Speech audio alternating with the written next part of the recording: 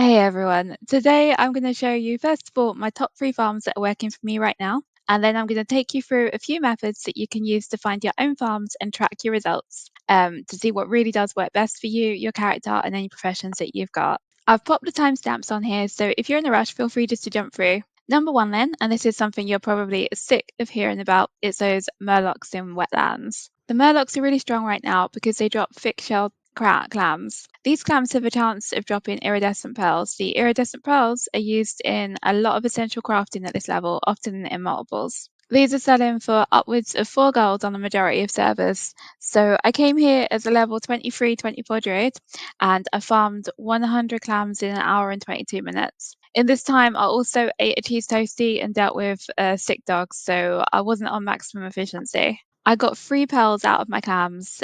Was I unlucky? I'm not really sure. I'd say probably about average, as Wellhead comments place this anywhere between a 1 and a 6% drop rate. The competition is high here and it seems to be high at all hours. I would put this at around 15 gold per hour, which at level 25 is pretty decent. Next up is the torn bear pelts. You can farm these all around Ashenvale, and if you are a skinner, you can skin these too. Plus, you can skin the ones that other people kill as well. The torn bear pelts can be handed in at Darkmoon Fair for tickets to go towards your 14 slot bag. You need 5 torn bear pelts for 4 tickets, so around 65 torn bear pelts gives you 1 bag, which is currently on the auction house for 32 gold on Living Flame, but even around 20 gold is great. You should be able to get 65 torn bear pelts in 1 hour. So if you go for the bag, that's 20 to 32 gold per hour. Or if you sell the bear pelts themselves, that is 13 gold per hour. Plus, if you are a skinner, any level that you get to will add that up fast for you. This one is unfortunately time limited and it ends on Sunday. I made another video that goes into more detail about the Darkmoon Fair bag and it covers how to get there as Alliance or Horde and exactly what the system is. Last up then, I really like farming the Crocolisks in wetlands. They drop tender crocolisk meat, which you can cook to make the 8 stamina and spirit food.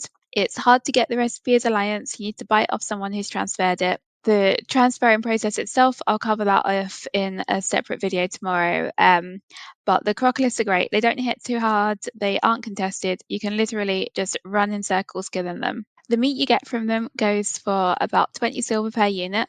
So if you can focus and kill 100 an hour, you should be making around 20 gold per hour. So that was my top 3 currently. But on to the next part, which is how to find your own top gold farm. So if you've watched some gold farming videos, you'll see that some people are incredibly focused and efficient. Whereas me, I tend to dawdle, I get lost, I eat snacks, I doom scroll on social media, and I'm basically really inefficient. And I spend a little bit more time dead than a lot of other people do, if I'm honest. So my goal making really needs to be built around that. Yes, I have an occasional hour of hyper focus, but I tend to save that for really important game tasks like raiding or leveling. So for me, my top gold farm is always something low risk that I can do while distracted and I can dip in and out of without dealing with a corpse run every time. I'm sure then that you'll have your own play style and challenges that you're going to need to play around with yourself. So one thing everyone can benefit from is actually being able to measure the farm they're doing, whether you're herbing, killing murlocs, raw gold farming, or fishing. So this is where Kiwi Farm kicks in. It's a brilliant add-on that will track your farming session and tell you how much gold you're making per hour. You can pick up Kiwi Farm from Curseforge, and if you don't already have an auctioning add-on, I recommend picking up Auctionator at the same time. To find your target item to farm, consider items that you use yourself. If you have professions and already sell things that you crafted, look at the materials that are needed. Find some that are reasonable price and take a look on Wowhead to see where they come from and what their drop rate is.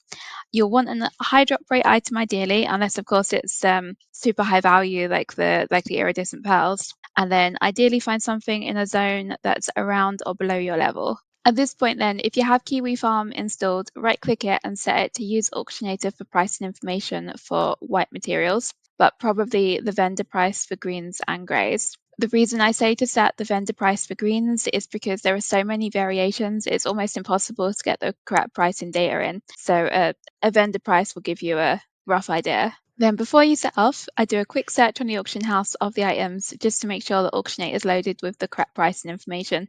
I'm not 100% sure that step is required, but it makes me feel better, so I do it. Next, then, you arrive in your chosen location, right-click on Kiwi Farm to get started, and off you go.